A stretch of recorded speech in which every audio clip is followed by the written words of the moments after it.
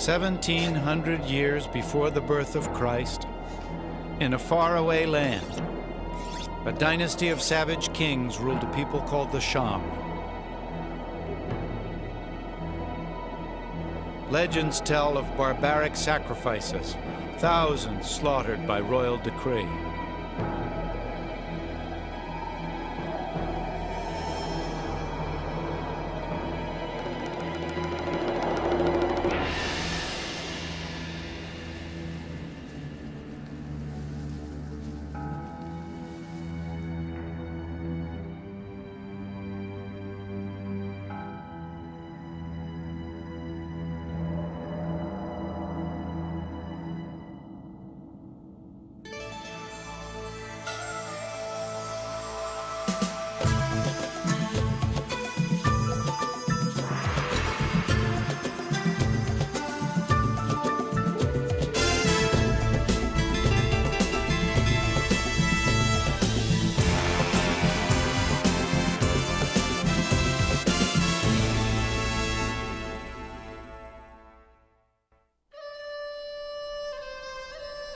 The ruthless exploits of Shang kings are legend no more.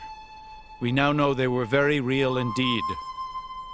The Shang's quest for dynasty dates back to the very beginnings of Western civilization. Here, isolated in the East, the most remote of ancient civilizations was flourishing, in a land called China.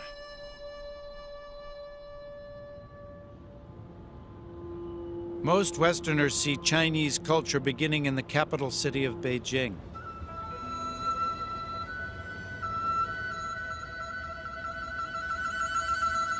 Here, within the walls of the Forbidden City, the destinies of countless peasants were decided by a succession of all-powerful emperors. But for Harvard University's Robert Morochik, China's emperors were heir to a much older tradition. A tradition born of power, human sacrifice, and the mysterious rites of the Shang. The early dynasties of the Bronze Age in China were mentioned in great detail in the ancient texts from the Zhou and Han dynasties, but they were mentioned in almost a legendary way. The Shang dynasty moved from the stuff of legend to the stuff of archaeological fact with the discovery of oracle bones and their excavation at the very important Shang capital near Anyang.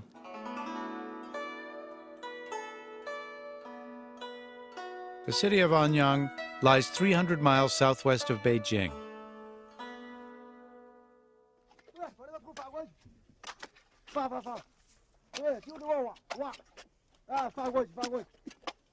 Here in 1928, Chinese archaeologists made an extraordinary find.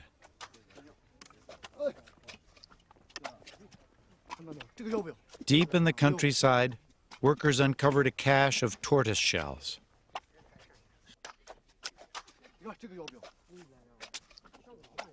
The shells were covered with mysterious inscriptions, strange prophecies written in ancient Chinese characters. After years of research, the first pictures of Shang court life began to emerge. 4,000 years ago, royal priests used heat to crack the shells, then interpreted the cracks, predicting the outcome of a battle, the birth of a prince, or the success of a great hunt. The shells also listed the names of Shang kings. Rulers long thought as mythic as King Arthur and his court were now part of China's history.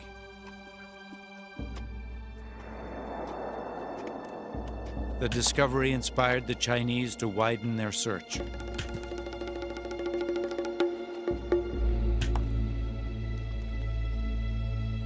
This was the startling result.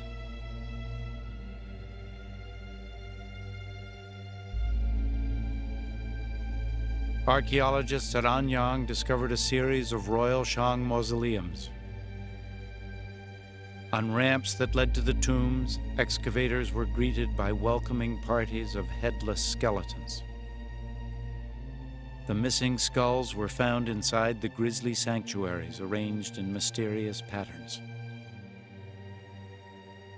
Some 1,300 years before the birth of Christ, Shang kings built their empire on a foundation of human sacrifice. Critical to Shang religion was the belief that sacrificial offerings had to be made to the deities or the ancestral spirits. This was the source of their wisdom. In order to obtain this wisdom, the Shang were required to present sacrifices to their ancestors. The sacrifices included meat offerings, wine offerings, hence the huge numbers of bronze ritual vessels that we find.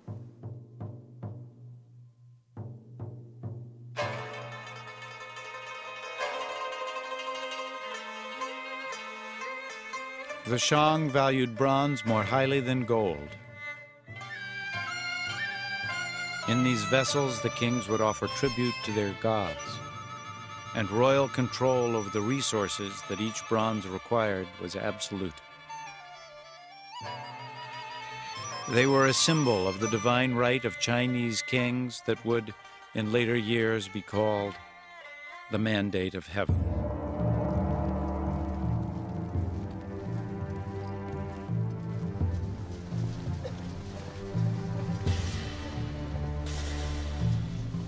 The Shang employed sophisticated technology to perfect this most sacred of their crafts.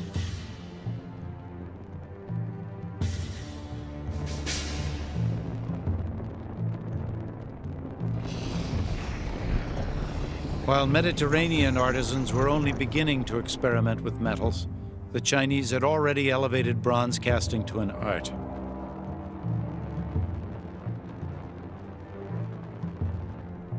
From clay molds packed in earth would come richly detailed works of art.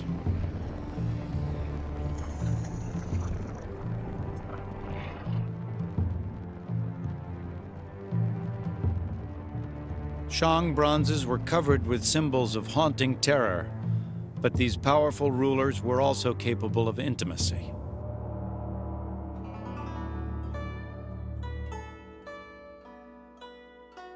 Wu Ding was a Shang king in the 13th century BC. Many of his greatest achievements, military and political, were credited to his favorite wife, Fu Hao.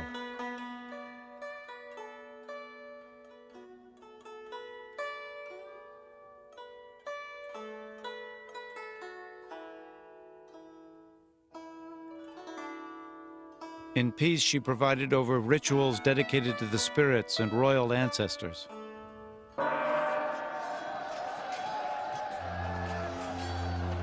In war, this remarkable woman was the Shang's greatest general.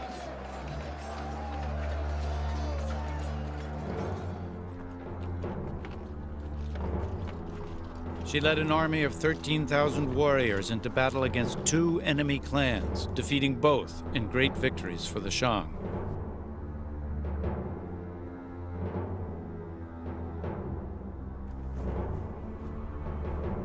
According to legend, when Fu Hao died, the king was heartbroken. He wept openly at her funeral and mourned her passing until his death. Over time, the kingdom they'd helped to create would perish as well. The Shang aristocracy was addicted to hunting and warfare. By 1000 BC, they'd found a more insidious addiction: alcohol. We know from later historical texts that the last Shang king was very, very fond of drink. In fact, descriptions describe him as having built ponds filled with alcoholic beverages and hanging slabs of meat and venison in the forest so he could go out and party and banquet whenever he wanted to the great destitution of his kingdom. It's also quite possible that the Shang use of bronze ritual vessels with a very high lead content also had physiological effects that decreased their capacity to rule. The inscriptions etched on the heat-cracked shells at Anyang had opened a new window onto Shang royal life. Their kings were ruthless.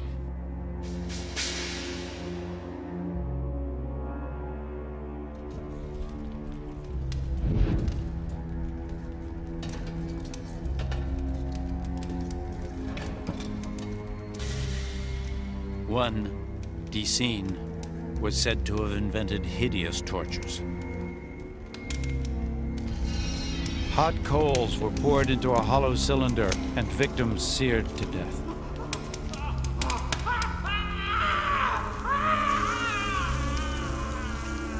Whether such reports are fact or fiction may never be known.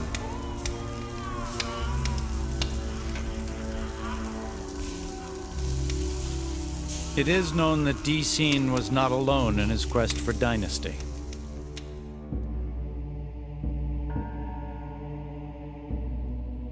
At a site called Songshengdui, a competing culture was discovered, a people who vied with the Shang for the mandate of heaven.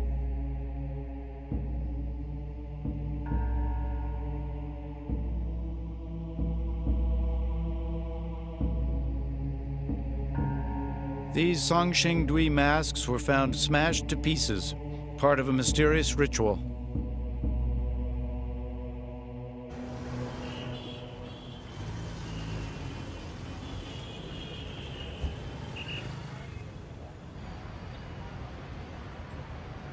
They were reassembled here in the city of Chengdu at the Institute of Archaeology.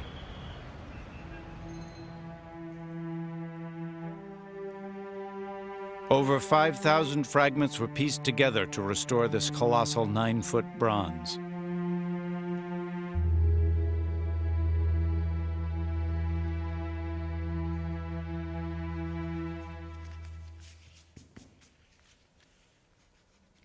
Conservationist Zhang Guangli was astonished that such lavishly decorated sculptures would be intentionally destroyed by their creators.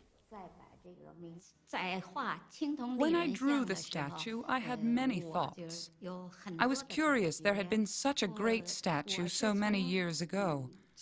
Also, I felt that it was very mysterious due to its masks and outfits. The more I drew it, the more I felt like I was reading a wordless history book.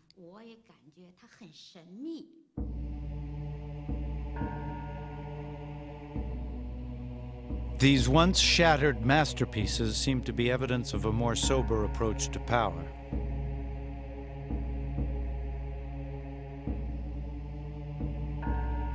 While the Shang severed human heads as a show of force and authority, the rulers of Songshengdui conserved their population by decapitating statues instead.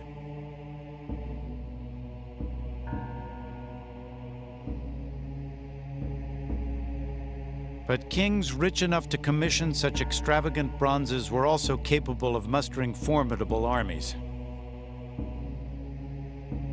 Cultures like the Songshengdui may have weakened the Shang and thus set the stage for a new dynasty, a people called the Zhou.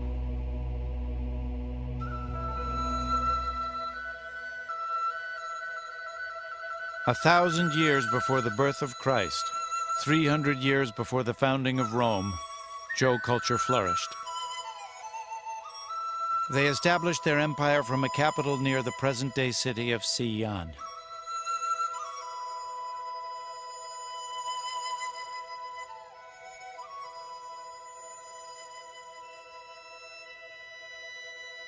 Here, the great King Wu secured his dynasty by creating China's first system of justice for the common people.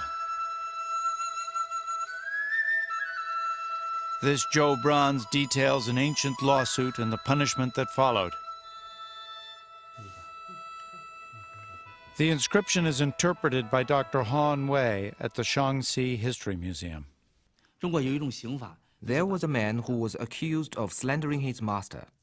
The judge ordered that his crime would be written on his face with special ink, but the sentence was reduced to 500 pieces of bronze and 500 lashes of a leather belt.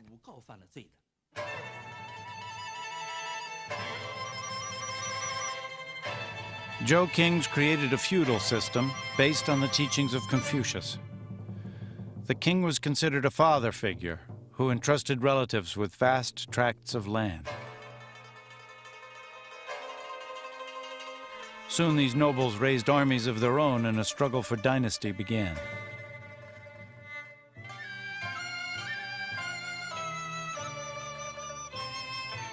Fierce fighting would erupt. Smaller states were swallowed up by larger regional powers. The final centuries of conflict, from 481 to 221 BC, are called the Warring States period, a time when the 7 most powerful states battled for supremacy.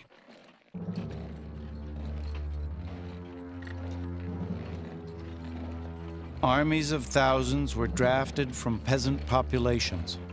Enormous resources were allocated to training raw recruits and developing new weapons.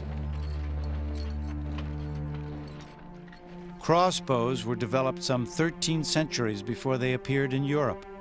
The Chinese weapon was armed with a sophisticated trigger mechanism.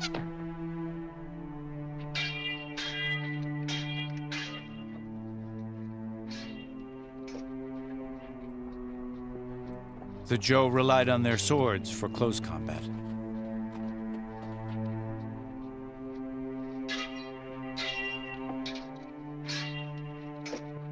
But when all else failed, they resorted to psychological warfare.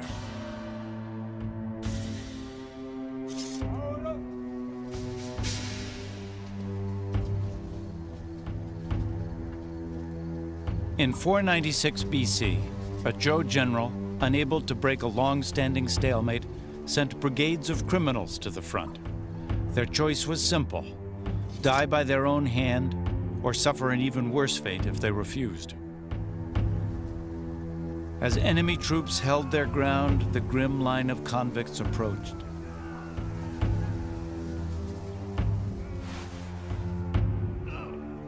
As the soldiers watched in astonishment, the convicts committed suicide.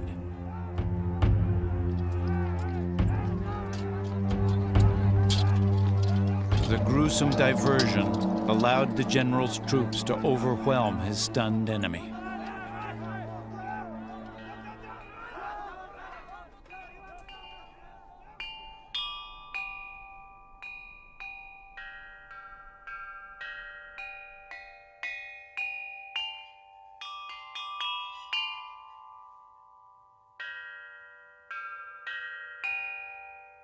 The Warring States period was a time of both ruthless destruction and inspired creativity.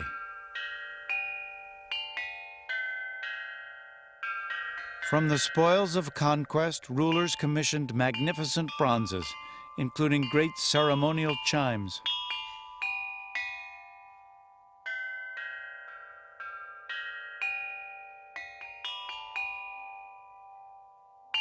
Jade pieces were in constant demand and symbolized the power and majesty of the noble ranks.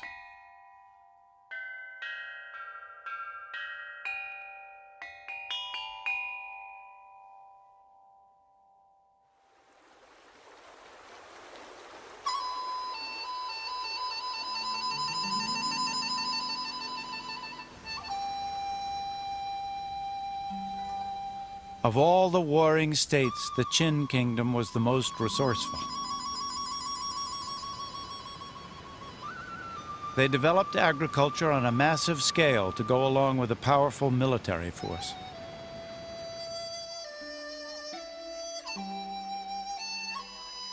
"250 years before the birth of Christ, a maze of dams, canals, locks, and waterways transformed the heart of central China.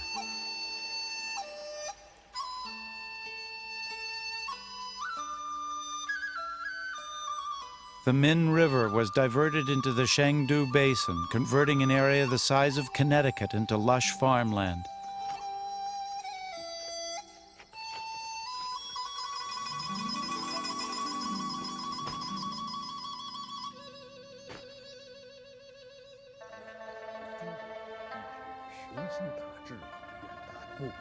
Qin leaders could now support a growing civilian population and feed their military machine as well.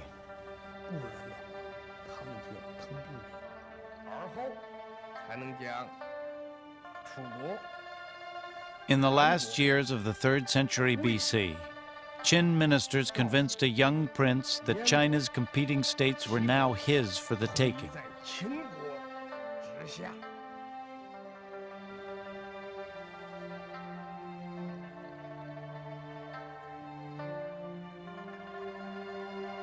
The prince followed their advice and became the most powerful ruler in the world, son of heaven, lord of all things under the sky, first emperor of China, Qin Huangdi.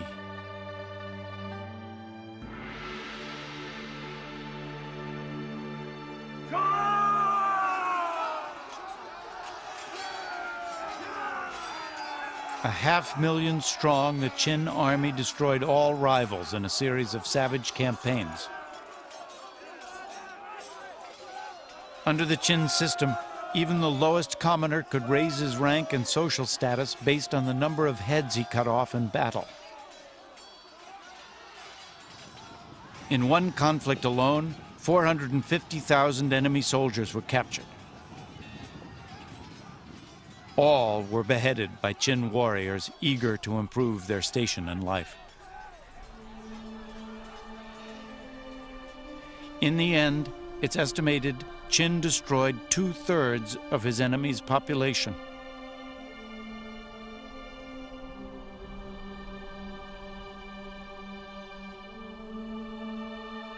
The first emperor succeeded where none before him ever had. He unified China. But the struggle to preserve it was just beginning.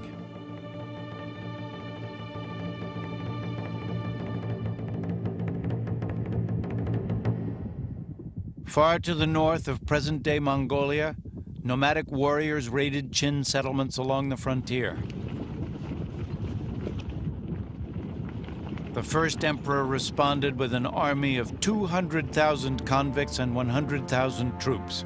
Their mission, to build a barrier unique in all the world, the Great Wall of China.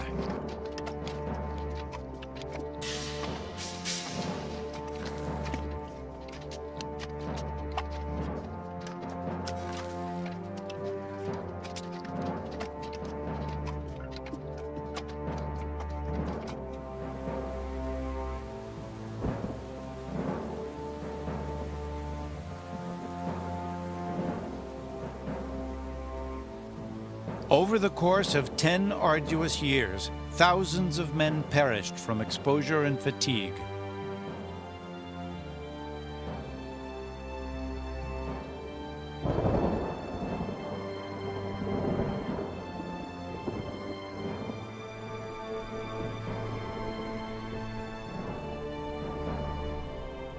Their hobbled, broken bodies were added as fill.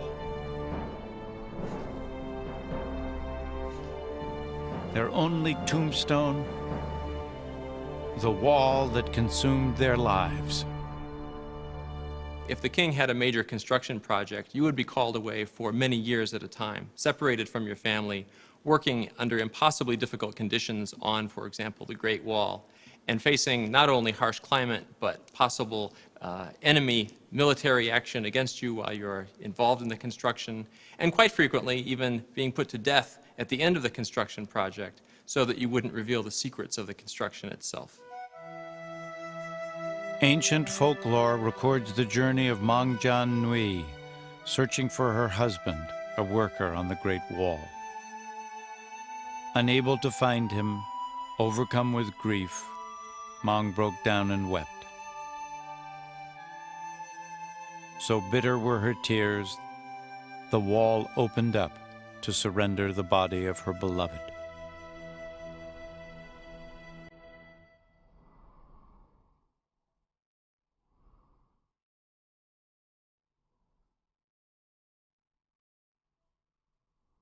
The Great Wall of China was a monument to dynastic might. It stretched from the lowest deserts to heights of over 6,000 feet. Sections of new wall connected barriers built by earlier dynasties to create a wonder that spans 2,600 miles. It's even visible to astronauts in space. The Great Wall stood as a warning to outsiders that China was at last a unified kingdom. Qin now moved to secure his power from within, purging all political enemies. The old feudal system of landed nobility was eliminated. Their private armies disbanded. When Qin became the emperor, he abolished the nobility and established a state system where he concentrated all power into the central government. States had no independent military or financial capacity. He was not about to follow the path that led to the end of the Zhou dynasty.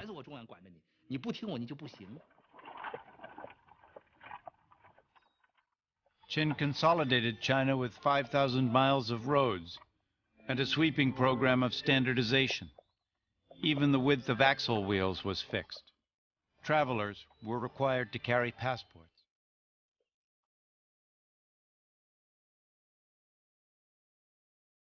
Rival states once issued coins of all shapes and sizes. By imposing a standardized currency, Qin created a national monetary system.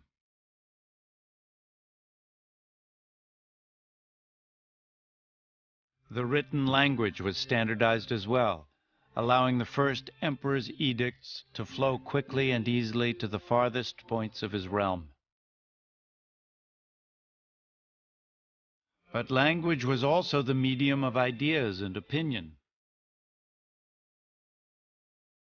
And in their writings, even royal scholars and historians began to criticize many of Qin's new ideas as a dangerous break with the past.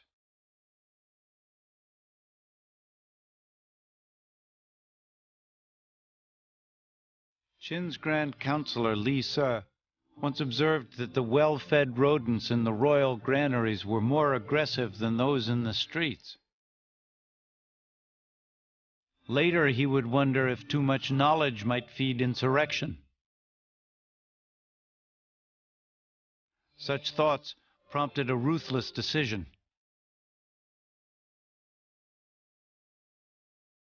On Li Se's orders, 460 scholars were buried alive.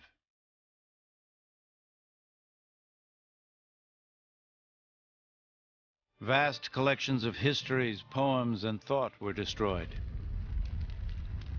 The civilization that gave the world paper and print would also conduct history's first book burning. But opposition to Qin only intensified. After 3 assassination attempts, Qin lived in heavily guarded seclusion.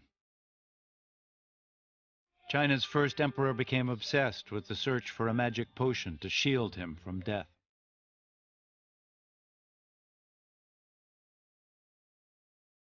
But one of the concoctions he hoped would make him immortal eventually succeeded where his enemies had failed.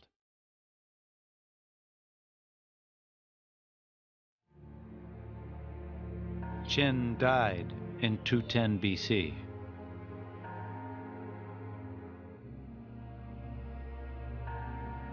China's first emperor was buried in the most opulent mausoleum the country had ever known. Long before his death, more than 700,000 convicts had begun its construction.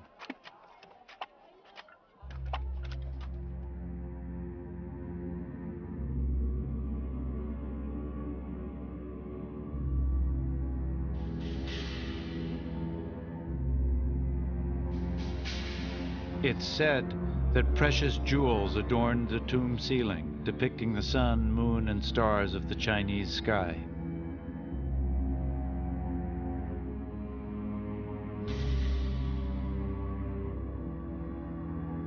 Crossbow booby traps protected the main hall, where models of China's great cities sat beside scale model rivers.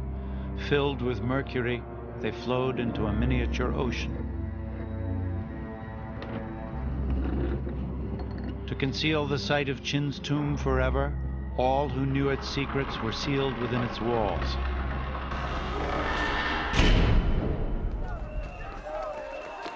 "15 years of chaos followed Qin's death.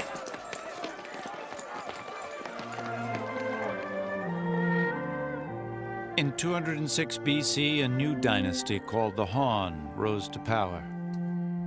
At its height in the 1st century BC, the Han dynasty was equaled in might only by the Roman Empire.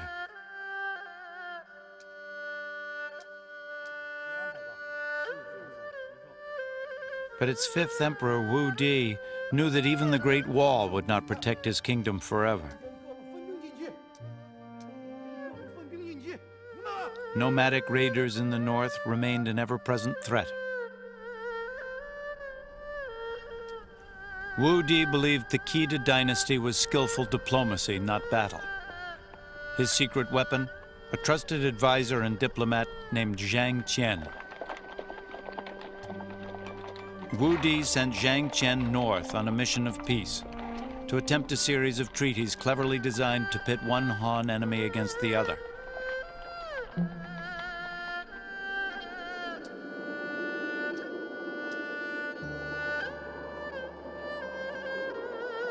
Midway in his mission, Zhang Qian was captured and given up for dead by the emperor.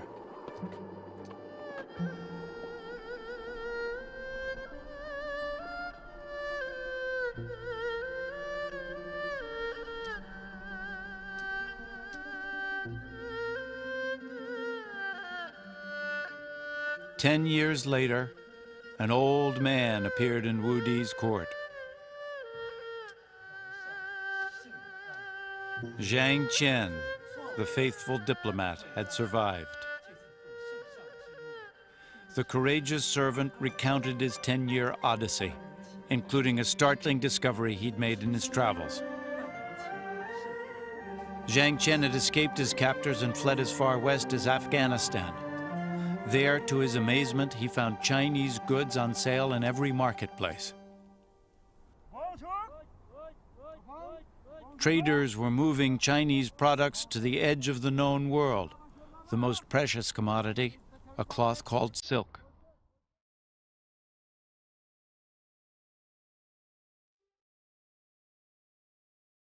Wu Di listened in disbelief as Zhang Qian described how Chinese merchandise was transported along a network of rough trails called the Silk Road.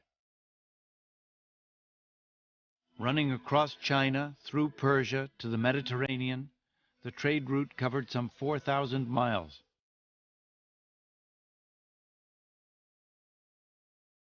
Bales of the finest Chinese silk were being traded on the streets of imperial Rome. In fact, Romans bought the material in such abundance that the Emperor Tiberius imposed a limit on imported silk garments. In China, silk was the fashion of choice for officials whose fortunes had blossomed during the Han Dynasty.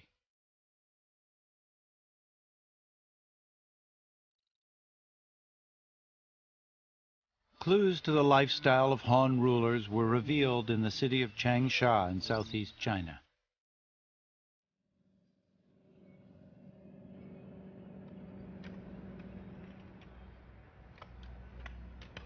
In 1971, workers digging a bomb shelter smelled gas.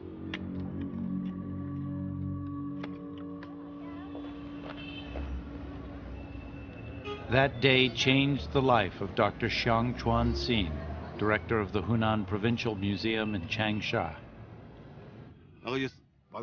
When some of the workers took a cigarette break, the tunnel began to belch bluish smoke. The workers thought the smoke was from ghosts and came to us. We realized the gas was organic, coming from a very well-kept wooden tomb.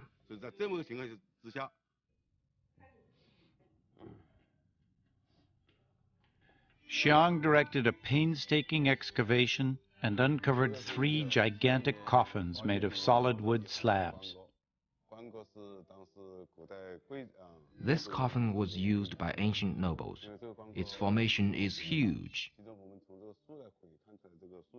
The wood was not cut by saw, but cracked into pieces. These coffins had been buried underground for over 2,000 years. Only nobles could use them. There were also many objects found in the coffins.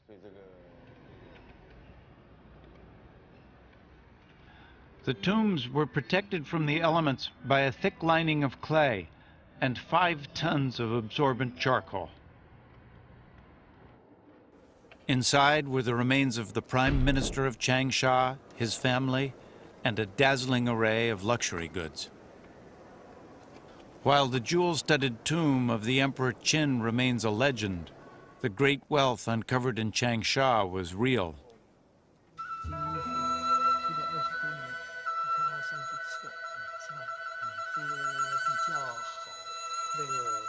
More than 100 pieces of elegant, mist-like silk were found in perfect condition. This transparent gown weighs 2 ounces, testament to the matchless artistry of the Han. Silk was also the medium for imperial map makers. This chart accurately diagrams the flow of a local river and predates the first known Western map by 300 years.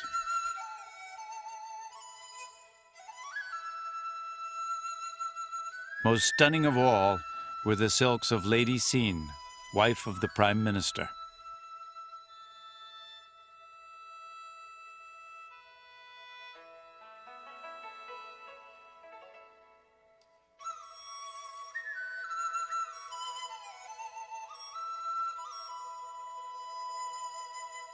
Woven in silk is a haggard likeness of Lady Xin herself, the portrait of an old and sickly woman supported by a cane. Researchers now know that the imperial lifestyle of the Han nobility, while opulent, was far from healthy. Remains found in the tombs reveal a fatty diet rich in meats and seafoods.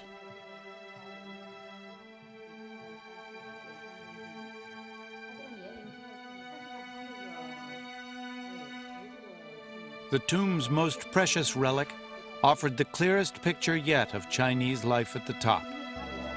Lady Xin herself.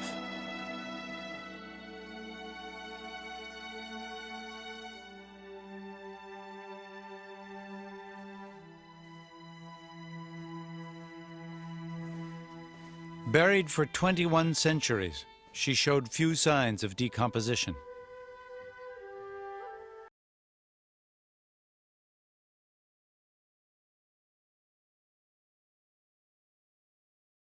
Chinese researchers could now produce the first modern medical profile of the Han ruling class.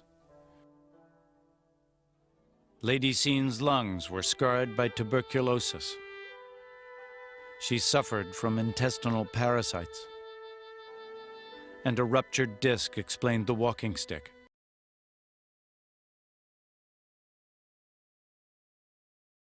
Ultimately killed Lady Xin, and no doubt many from the Han upper class, was an affliction common to us today. The autopsy of Lady Xin looked at her heart, intestines, reproductive system, and urinary system.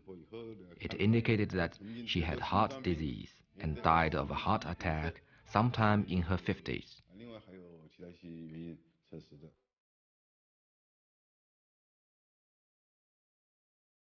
The treasures of Changsha reveal the wealth of the Han nobility, but the fortunes of a prime minister were pocket change compared to the vast riches of China's emperors.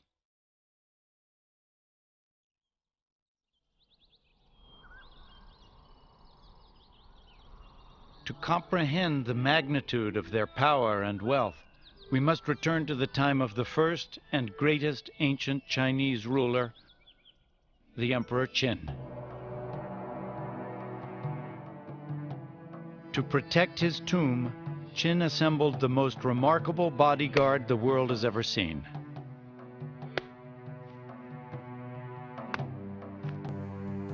No one knows how many artisans labored on this astonishing achievement, but estimates range in the thousands. The sheer effort of time, the superhuman attention to detail, the very scope of the undertaking itself is unique in human history.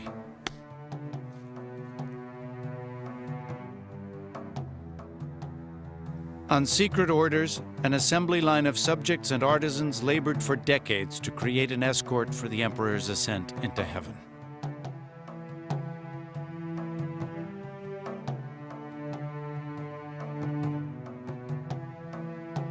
In essence, Qin cloned his human army into life-size soldiers made of clay.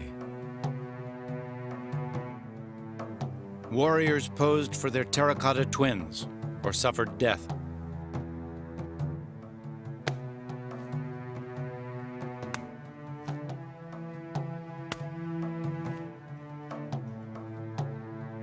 But this great army, created in their own image, was destined for defeat.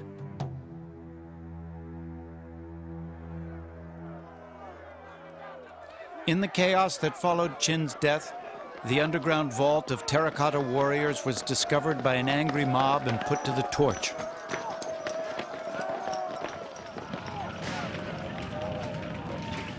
The roof timbers gave way, sealing the soldiers deep within the earth, seemingly forever.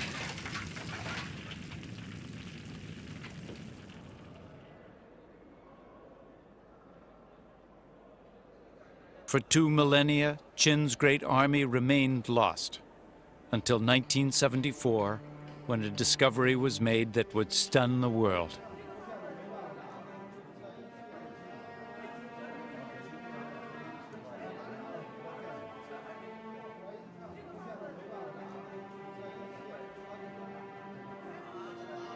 A group of laborers outside the city of Xi'an stumbled upon Qin's escort to the afterlife.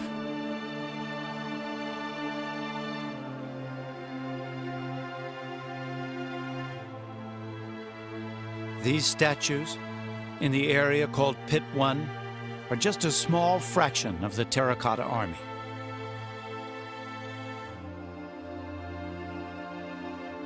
It's estimated thousands more warriors remain hidden in the earth.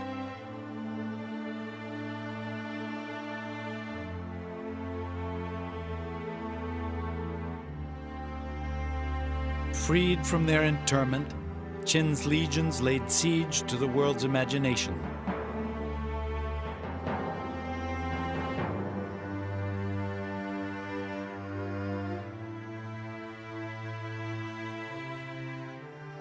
Dr. Yuang Chongyi is director of the Museum of Terracotta Warriors. I came here as soon as the terracotta warriors were discovered by some peasants who were digging a well. The more we excavated, the more things came out. Over 6,000 terracotta horses and soldiers were discovered in pit number 1. Many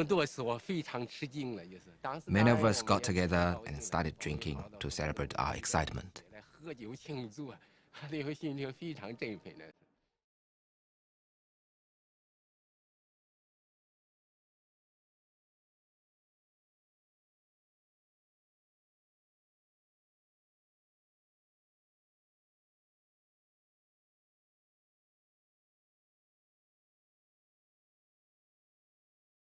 The ancient Vandals had smashed the warriors into pieces.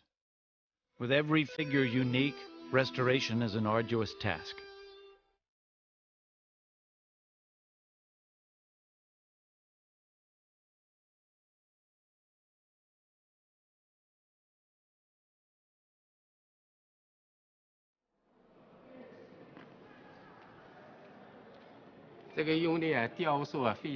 The sculptures are very realistic. You see the detailed hair combed backwards with a little braid pulled up across the head. The ancient Chinese cared a lot about their hair. According to the law records, if you got into a sword fight and cut off a soldier's top knot, you'd be put in prison for several years.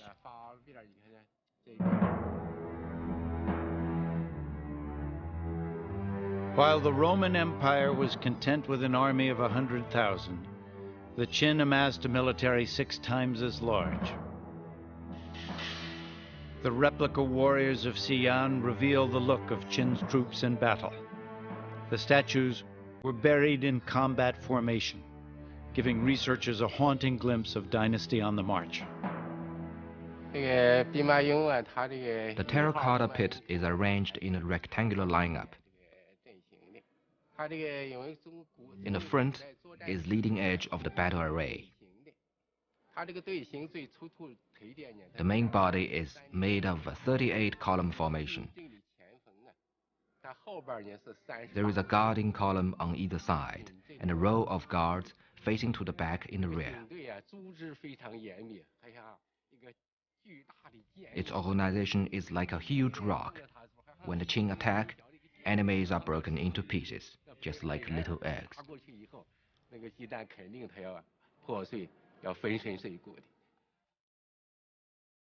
Rescued from hands of clay were 10,000 working models of Qin weapons.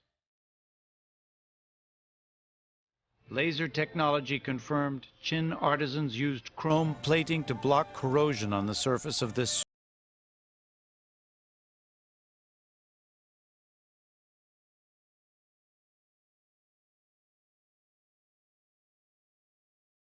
who held the swords of Qin stood at parade rest, hidden from the world, while 2,000 years of history passed in review.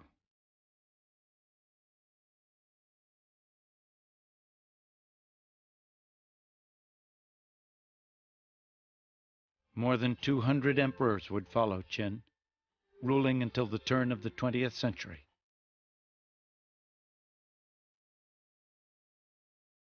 Today they stand as a symbol of China's great paradox, a land where cycles of chaos gave birth to wonders and creations that enriched the world.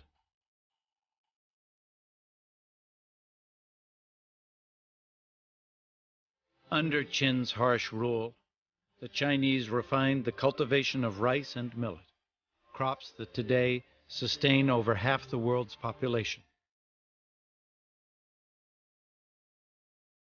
During the Warring States period, jade prospectors combed the wilderness, guided by the world's first primitive compass. Without the Chinese compass, without their creation of paper and printing, without their refinements to map making and their invention of the ship's rudder, Europe's discovery of the New World would have been impossible.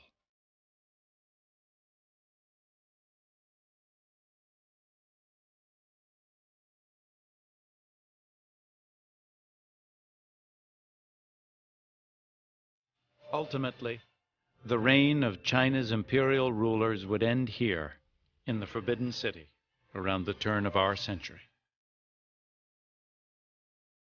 In 1908, at the age of 3, Puyi became China's last emperor. 3 years later, he was dethroned, and China became a republic.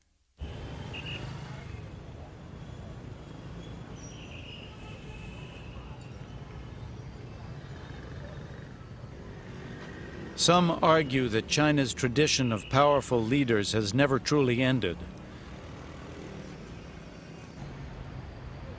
and that more uncertainties await in the century to come.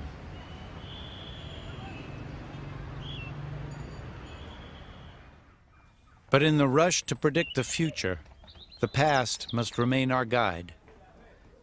Ancient and modern China are inseparable.